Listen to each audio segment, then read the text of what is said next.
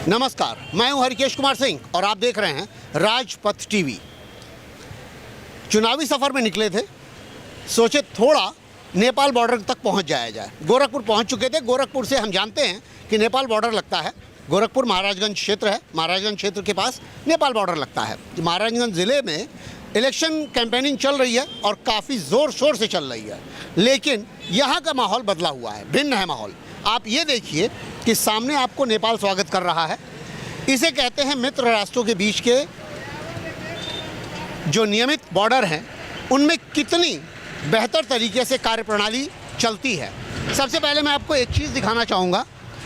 शारिक, पहले तो वो पिलर दिखाइए जिस पर भारत लिखा हुआ है।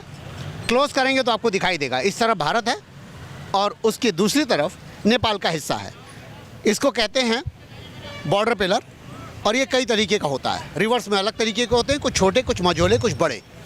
इस तरीके के ये पिलर लगते हैं जो बॉर्डर पे होते हैं। अक्सर आपने राजस्थान के बॉर्डर पे आपने देखे होंगे। बहुत सारी मीडिया जो अदर कई सारी सीमाओं पे घुमाती है, हम आपको नेपाल के बॉर्डर पे लेकर आए हैं। खासियत ये है कि जो प्रशासनिक व्यवस्था है यहाँ पर वो ये है कि आप इस पार से अगर उस पार जाते हैं तो एक महसूल टाइप का या टैक्स जो नेपाल को देना होता है प्रतिदिन के हिसाब से, वो देते हैं।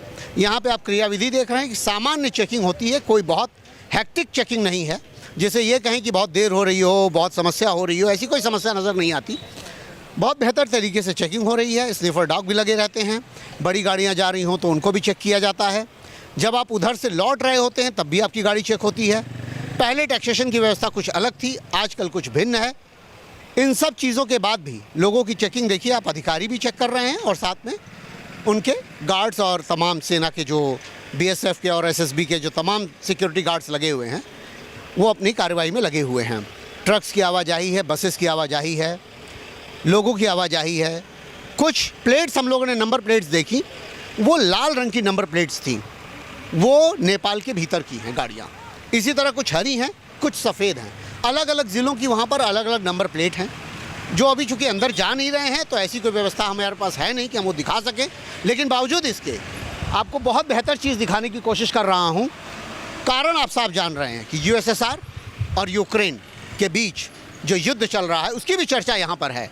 काफ़ी लोग चर्चा कर रहे हैं, बोलना कोई नहीं चाह रहा है, सिर्फ अपनी अपनी बात कह रहे हैं। लेकिन उससे एकदम भिन्न मैं आपको पहले भी बोल चुका कि यही व्यवस्था अमेरिका और कनाडा के बीच की भी है।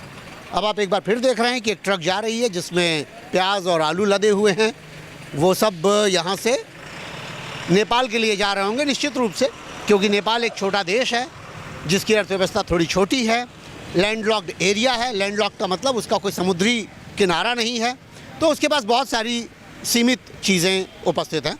और यहाँ पर चूँकि बहुत सारी चीज़ें हैं देश में, तो एक व्यवस्था वो भी है कि यहाँ से सब्जियाँ और खाने पीने के सामान नेपाल में जाते हैं। और नेपाल से पहले बहुत ज़्यादा सामान देश में आते थे, लेकिन अब चूँकि ग्लोबलाइजेशन का वक्त है और ग्लोबलाइज हो चुके हैं हम लोग, विदेशों में आना जाना हो चुका है, तो बहुत सारी चीज़ें ऐसी हैं जो हम दूसरी जगहों से भी ले लेते हैं।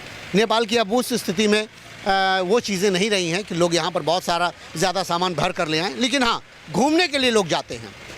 और यही वो बॉर्डर है जिस पर हम खड़े हैं। शांत बॉर्डर, एकदम शांत बॉर्डर, जिसे वास्तव में मित्र राष्ट्र की सीमा कहा जाता है। उस सीमा का आप अवलोकन कर रहे हैं, इस समय देख रहे हैं कि कितना बेहतर तरीके से यहाँ पर व्यवस्था बनाई गई है। जो भी गाड़ियाँ उधर से आ रही हैं, घूमने वाले सभी यंगस्टर्स दिख रहे हैं, काफ़ी युवा दिख रहे हैं सब फ़िलहाल। निश्चित रूप से नेपाल के नाम पर बहुत सारे युवा आते होंगे, काठमांडू की तरफ जाते होंगे। यहीं पर पास में जो घूमने की जगहें हैं वो सारी चीज़ें हैं नज़दीक में ही। तो ये है कि आइए नेपाल जाइए आराम से, कुछ शुल्क है उसको चुकता करिए और नेपाल में अपना आनंद लीजिए उसकी खूबसूरती का। राजपथ टीवी के देखते रहिए, हम आपको दिखाते रहेंगे ऐसी ही बहुत सारी बातें और ऐसी बहुत सारी चीज़ों से आपको रूबरू करवाते रहेंगे। सबसे पहले भारत।